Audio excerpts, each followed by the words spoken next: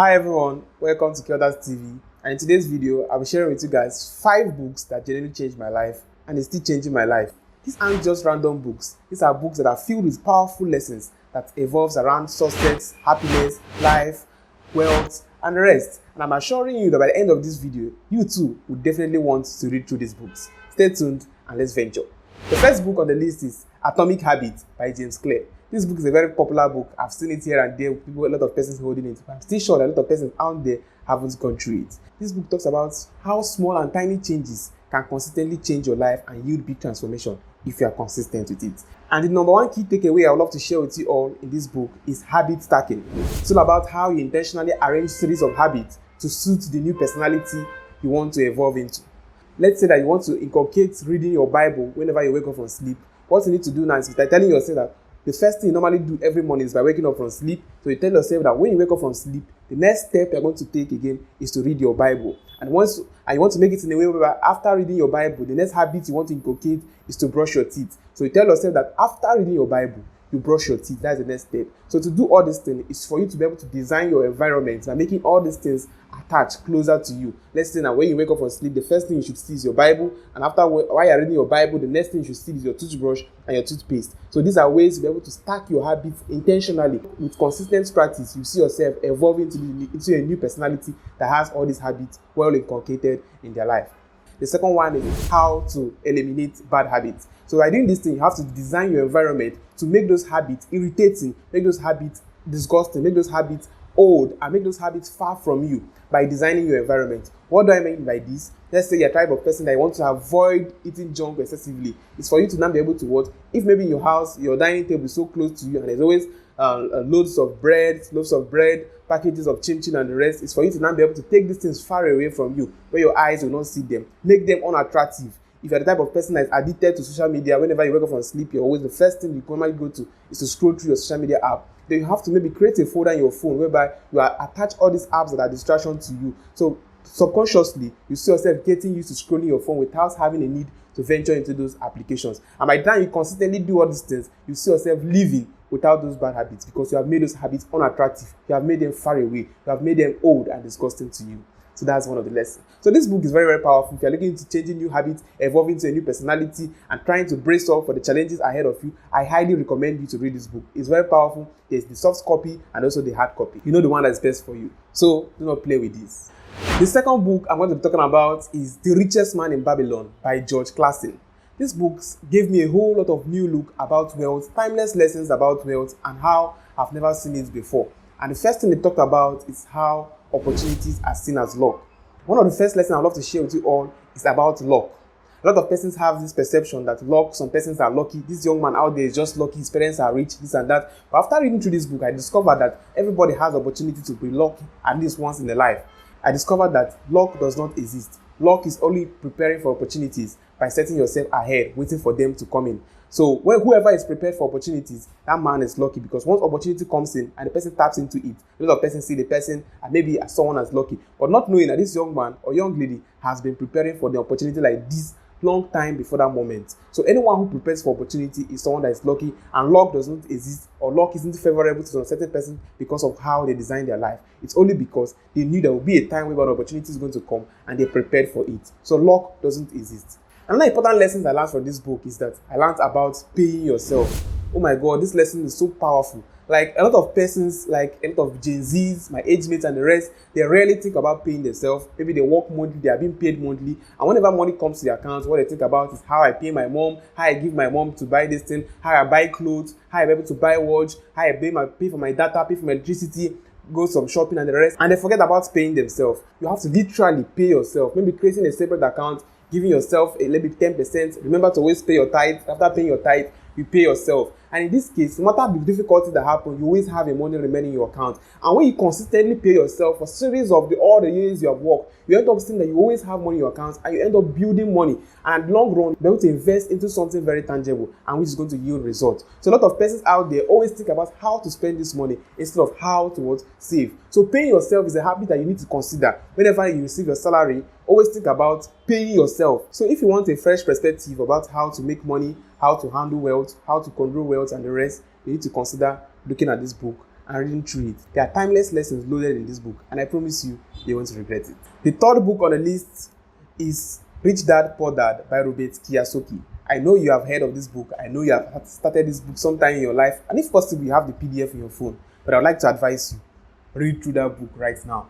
So this book talked about wealth management, financial management, investing in liabilities, and knowing what to invest and knowing what not to invest in. And one of the key takeaways I would love to share with you guys is the distinction between liabilities and assets. A lot of entrepreneurs, business, civil servants, they actually make this mistake by investing wrongly on those things they're not meant to invest. While I studied this book, my eyes were opened so much that I even discovered that some of those things we call assets are not actually assets. To some persons, house is an asset. While to some persons, buying a land is a liability to them because of the expenses that comes with it, especially when it comes to managing it, footing the bills that comes with a lot of maintenance and the rest. So now it's left for you to be able to know your niche, know your industry, know whatever you walk into, and look for those assets, and those assets try and invest into it.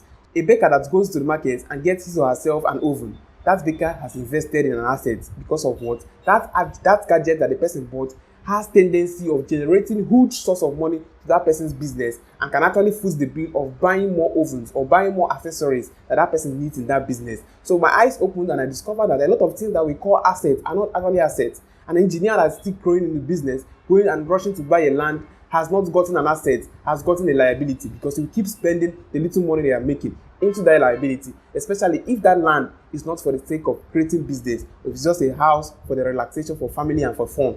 That investment is a liability. And my eyes were opened so much that I discovered that actually a lot of persons have been investing wrongly in the wrong channel. And that key takeaway I'd love to share with you all is about financial education. This book laid more emphasis on financial education, and to some extent, the author actually had to drop out from college because of the school lacked proper financial education, and he equipped himself those things by himself by going out and meeting persons that has experience to learn from them. So I learned that financial education is not just limited to accountants, limited to business administrators, limited to finance managers, or limited to experts in the field. Everybody needs to be financially intelligent, financially literate. There are a lot of graduates out there that are financially illiterate. They don't know anything about money. They don't know when to invest. They don't know the scheme to invest. And this book talked about how to turn over your money to be able to make your money work for you. And talked about not working for money, but making your money to work for you. Like this book, if I begin to talk about this book in this video, 20 minutes, I'm not yet done. Like, it's so powerful. You just need to get yourself this book.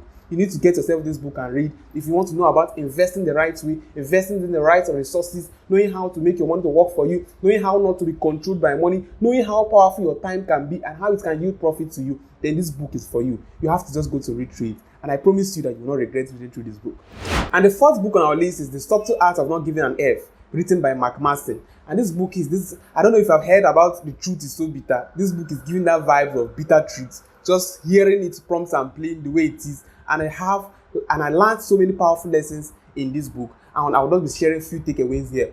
And the biggest lessons I learned is all about responsibilities. That whatever situation that happens to you may not be your fault. Whatever you make out of that situation is your responsibility. Yes, you lost your job despite the fact that you're hardworking. Committing suicide, it's not your fault that you lost the job, but you committed suicide, it's your responsibility. You took that responsibility to commit suicide. And whatever result that comes out of it, you have to take the responsibility because that action was done by you. And a lot of persons, they end up looking for who to blame. I am broke because I came from a poor background. I am broke because my parents did not pay my school fees. I am broke because I dropped out from school and rest. All these things are faults that happened. Yes, they may not be your fault, but it's your responsibility. Whatever you are making out of it is your responsibility. Okay, because of the fact that your parents are poor, you now folded your hands and joined bad gangs and started doing irrelevant things. That was what you did. And that's your responsibility. Whatever comes out of it, you have to bear with it. The situations may not favor you, but it's left for you to make wealth out of it. And I discovered the fact that I don't need to blame anybody. Yes, something may have something very tough that someone can say, yes, this is not your fault. You worked hard, yet you lost your job. But whatever you did out of that action, whatever that action yielded as a result, is your responsibility.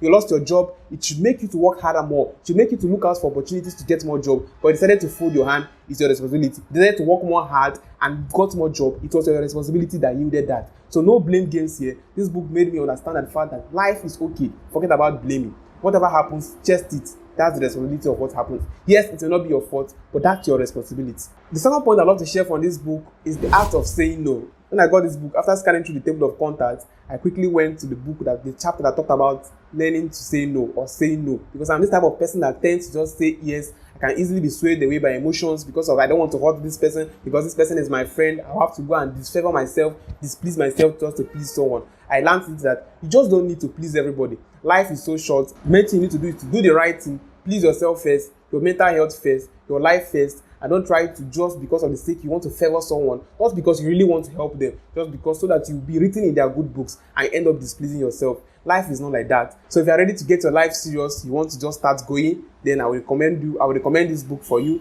You just need to just embark on this book. This book is real, it's so raw and so painful, and the truth in this book is so much. You need to get this book yourself. And finally, the fifth book, the last but not the least, is Hustle Harder, Hustle Smarter by Curtis Jackson, aka 50 Cent. This book talks about real life lessons of 50 Cent, a lot of things he faced, and I've just been sharing with you guys 2 key takeaways. And the first one is the ability of fear. And I discovered that fear is just a perception. Fear is just a perception, us believing that something exists when actually nothing exists there. Fear ends us limiting us, making us not to make that big step, making us not to embark on that journey because of an imagination we actually seen. Yes, there may be potential reasons to be afraid. There may be reasons to actually stop you from doing that thing. But once you feed on that thought, once you feed on that reason, you end up being limited and you end up not making such a move because of what you have created an illusion that an obstruction is there because of what you have been thinking about. So fear is an perception. You say there is no way here, but someone just passed there a few minutes ago. You say that people from your village did not make it, but someone from your village just bought Benz day before yesterday.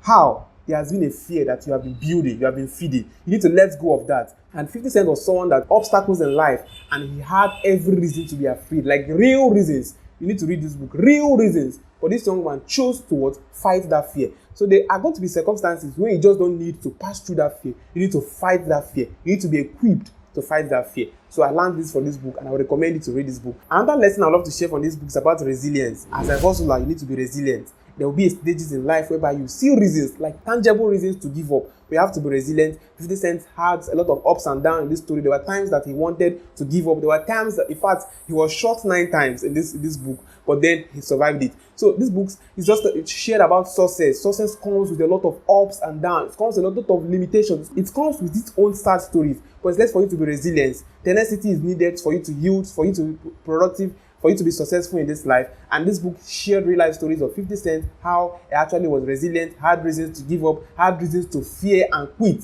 but he stood firm and he also survived. The books also talk about evolutions, why you need to evolve, why you need to be prepared, why you need to stay ahead of time, because time changes. The technology that existed 10 years ago will not exist forever. You need to adapt. You need to adapt to things. You don't need to wait for the fence to fall. Once you see signs of crack on the fence, you make sure that you have left that room, because that's how evolution happens. When you see signs that things are changing, leave. And we're in a world whereby a lot of signs are there telling us about things that are not going to exist in 2 years' time, things that will not exist again in 10 years' time. It's less for you to make do with those signs you have seen. And that's it. 5 books that changed my life, evolving around habits, finances, wealth, success, and also money. So I also recommend that you read this book thoroughly.